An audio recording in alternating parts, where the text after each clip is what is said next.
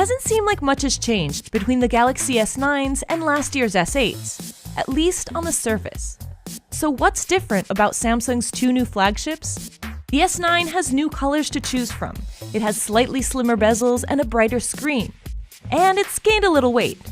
But the biggest design change is the position of the fingerprint scanner. It's moved from the side to below the camera on the S9, making it easier to access. And aside from your fingerprint, the S8 could use either your iris or your face as a method to unlock. The S9, however, uses Intelligent Scan, a combination of both of these biometric authenticators, giving the S9 a potentially more reliable and secure method to unlock than the S8. The S9 kept the headphone jack intact, but it's amped up the speakers relative to the S8. It's the first Galaxy S phone tuned by AKG with Dolby Atmos codec, so in theory, it should sound louder and better than the S8.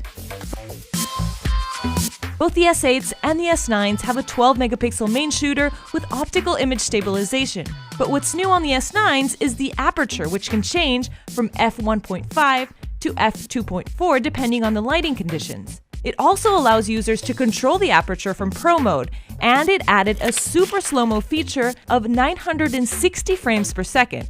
The aperture on the S8 is fixed, and it can only do slow-mo of up to 260 frames per second. And this time around, the S9 Plus also got a second telephoto lens similar to that of the Note 8 for optical zoom and DSLR-style portraits. The only difference between the S8 and the S8 Plus was size. And the S9 can also take your emoji game to the next level with AR emojis. Like Apple's Animojis on the iPhone X, the S9 uses your face to control the movement of emojis using the cameras. Or you can let your phone render your own AR avatar by taking a photo of your face.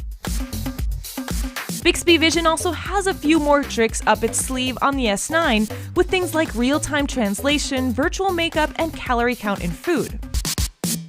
And of course you have those incremental changes that you'd expect from one generation to the next, better processor, software updates, and more storage options. But ultimately, the biggest reason to upgrade would probably be for the camera.